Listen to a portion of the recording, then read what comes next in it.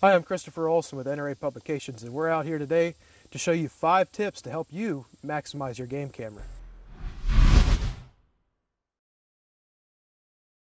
Tip number 1, learn your equipment before you head afield. One of the most important things that you can do is learn everything there is to know about your game camera. These things are packed full of different settings. They require different styles of batteries and different memory cards. So make sure that you pick out the proper equipment with your game camera. Learn your game camera before you set it up.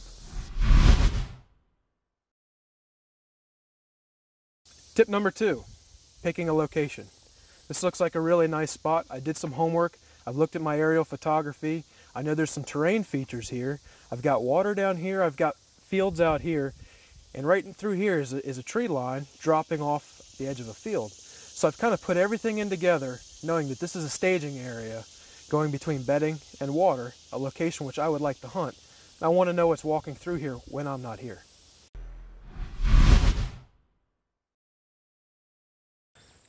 Tip number 3, setting up your camera. One of the first things that I do when I pick out a location is I make sure that I've got a tree that's due south of where I want the camera to face, meaning I want my camera to point due north, out of the sun's face. So I've got 4 game trails coming together right here, about 10 to 15 feet away from the camera. The reason I do that is it helps maximize the amount of time a deer is going to be within camera range. These cameras are really fast, faster than 1 second trigger speed. But if I have it 2 feet away from a game trail, I'm not going to get a picture of that big buck that I've been watching out in these fields every evening. So by setting these game cameras 10 to 15 feet from where your target location is, you're going to maximize your chances of getting a quality picture of that quality whitetail you're after. I always try to make sure these game cameras are sitting about waist high. Average deer height is about waist high. One other thing that I try to pay attention to is the angle of the camera. We're on a slope right here. My deer trail is actually about 3 feet below where my camera is, thus making my camera about 6 feet off the ground from the deer trail. To get those proper camera angles, whether your camera is sitting higher or lower than the game trail itself, I generally like to take a camera bracket that allows for some kind of angle adjustments. But in this case, I forgot mine at home. Simply wedge a stick behind the camera until you get the angle you would like. I also like to make sure that I look perpendicular to my camera and I can see the line of sight that the camera is going to be and make sure it's pointing at the game trail I'm wishing to capture.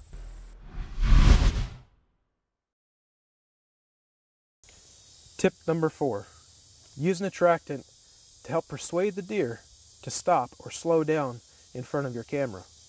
This could be a vital or crucial part of these game cameras. When deer are on the move, they're on the move. I generally like to put an attractant in front of the camera to get them to slow down. Even though this thing has less than 1 second trigger speed, I want to make sure I have a good quality clear image. Not only does baits or attractants help stop the deer in front of your camera when passing by, it also helps lure them into this area, thus maximizing your game camera. Always check your local game laws with regards to using baits and attractants because it could be illegal.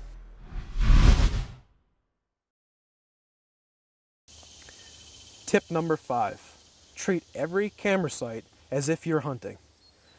You know, we're not out here hunting today, but I'm out here checking my camera, and I don't want to ruin this spot because I know in 3 months down the road, I'm going to want to go after that big 10-pointer I've seen coming out of this field. So always make sure you're mindful of your scent, what you're touching, and where you're walking. With these 5 tips, you should be much more successful this season with your trail cameras. And for more information, please stay tuned to AmericanHunter.org.